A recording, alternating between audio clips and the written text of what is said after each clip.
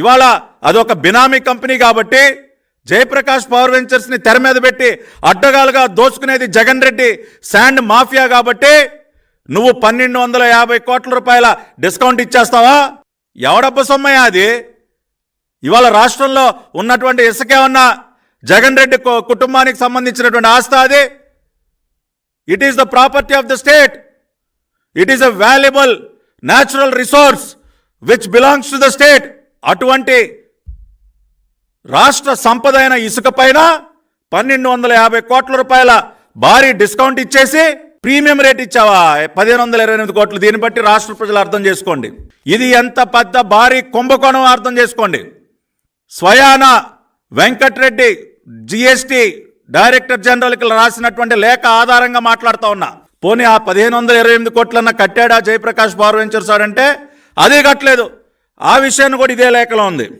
Please provide the details of the income received from Messrs Jayaprakash power ventures limited during the period. వాళ్ళకి కట్టబెట్టినటువంటి పీరియడ్లో.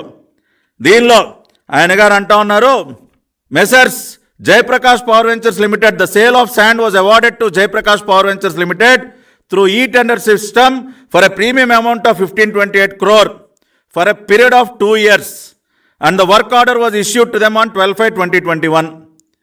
Jaiprakash Power Ventures Limited has so far paid an amount of rupees 1059.24 crore, 1059.24 crore. 1528 కోట్లకి tender కట్టబెట్టారంట. ఆ మహానుభావుడు చెల్లించింది 1059 కోట్లంట. ఇది వెంకటరెడ్డి గారు director general జిఎస్టికి ఇచ్చినటువంటి సమాధానం.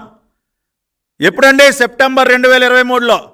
అంటే జయప్రకాష్ పవర్ వెంచర్స్ వారి కాంట్రాక్టు మే 2021 నుంచి మే 2023 వరకు. ఆ తర్వాత మళ్ళీ 6 నెలలు ఎక్స్టెన్షన్ అన్నారు. అంటే కాంట్రాక్ట్ పీరియడ్ యొక్క కాల పరిమితి ముగిసిపోయిన ఇంకొక 4-5 నెలల తర్వాత కూడా దాదాపుగా 500 కోట్ల రూపాయలు బాకీ పెట్టాడు మహానుభావుడు. అసలు నువ్వు ఇచ్చిందే 1250 కోట్ల డిస్కౌంట్ రేటుకి.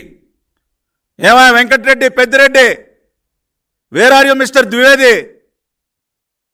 ప్రజల్ని ఎంత బాగా నమ్మించే ప్రయత్నం చేశారా? మీకు తెలీదా? ఏమా పెద్దిరెడ్డి, నీకు తెలీదా? సెప్టెంబర్ 2019 నుంచి మే 2021 వరకు నీ ఆధ్వర్యంలో పనిచేసేటటువంటి ఏపీ మినరల్ డెవలప్మెంట్ కార్పొరేషన్ 1900 కోట్ల రూపాయల ఆదాయాన్ని ఆర్జించిందన్న విషయం నీకు తెలీదా? నెలకి 115 కోట్ల రూపాయల ఇసుక అమ్మకాలు జరిగాయన్న విషయం నీకు తెలీదా? అన్నీ తెలిసే ఇవాళ నీ ముఖ్యమంత్రి బినామీ కంపెనీకి 1250 కోట్ల డిస్కౌంట్ ఇస్తారా? మళ్ళీ మీరు మీడియాకు ముందుకు వచ్చి పాపం అండి అసలు ఏమీ మిగలవండి, ఎంత 72 కోట్లు మాత్రమేనండి పాపం వాళ్ళకి మిగిలేది అని బేదరుపులు అరుస్తారా? రెండో పక్కన వాడు టెండర్ కాంట్రాక్ట్ ముగిసిపోయిన 4 నెలలకు కూడా ఇంకా 500 కోట్లు బాకీ పెడతాడా?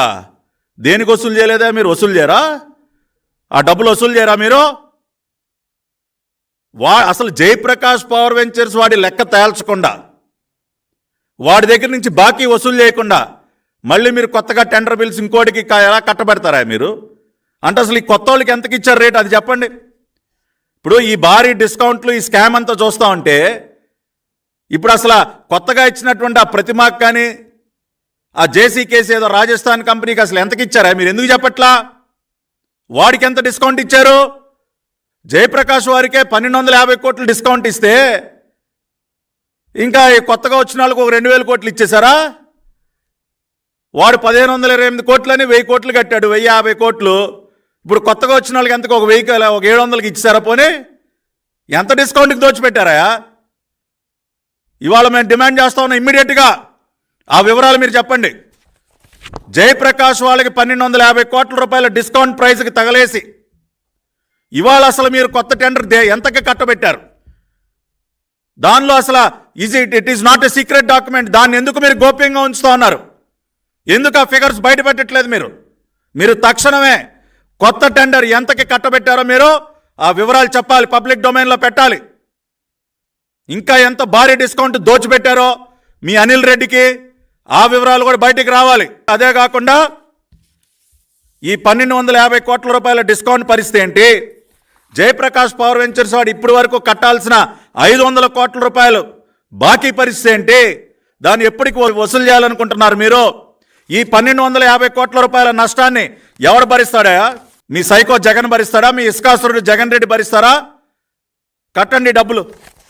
మీరు చెప్పిన లెక్క ప్రకారమే రాష్ట్ర ఖజానాకి 1250 కోట్ల రూపాయల నష్టం జరిగింది. ఇది ఎవడు కడతాడు?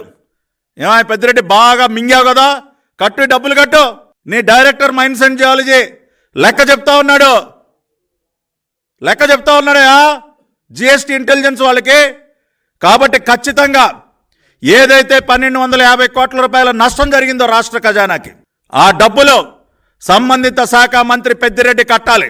టెండర్ ఫైనలైజ్ చేసిన గోపాలకృష్ణ ద్వివేది కడతాడా, వెంకటరెడ్డి కడతాడా, లేదంటే ఈ రాష్ట్ర ముఖ్యమంత్రి జగన్మోహన్ రెడ్డి కడతాడా? ఖచ్చితంగా జరిగినటువంటి నష్టాన్ని మీరే పూరించాలి. వదిలిపెట్టే ప్రసక్తే లేదు.